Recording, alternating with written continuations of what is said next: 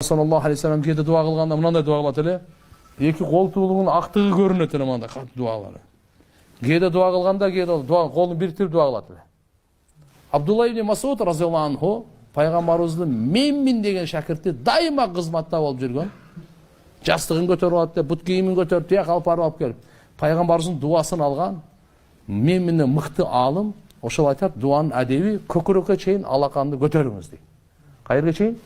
Мындай эмес. Көкүрөккө чейин колду көтөрүңүз, мейлиби? Ушул жерде көтөрүп туруп анан дуа кылып сурайсыз.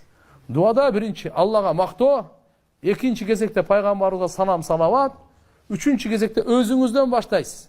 Анан үй бүлө, анан бүткүл үммөт адамдарга. Түшүнүктүбү? Дуа бүткөндөн кийин, тилек бүткөндөн кийин амин деп айтасыз. Амин бул дуанын кабыл болушлугуна мөөр. Печать. Пайгамбарыбыз айткан риваяттарда. Аттен кап амин деп печать басып коёбу да депчи. Бул кабыл болгон ошончо амин деген жөнөкөй сөз эмес. Андан кийин анан бетиңизди сылайсыз. Мындай. Жогору жактан ылдый жака. Түшүнүктүбү? Мына Абдулла ибн Масуд пайгамбарыбыз менмин деген сахаба пайгамбарыбыздан үйрөнгөнүн айтып берет. Ана колуну бетине сурап кой. О? Акылбы? Так, канткенде дуа кабыл болот, жана кимдердин дуасы кабыл болот? Канткенде дуа кабыл болот. Дуа азыркы айтып атканда таквалардан, азыркы туганчык мамилени үзбөңүз. Так, арамдан толук сактануу. Дуа кылып атканда шектенбөө.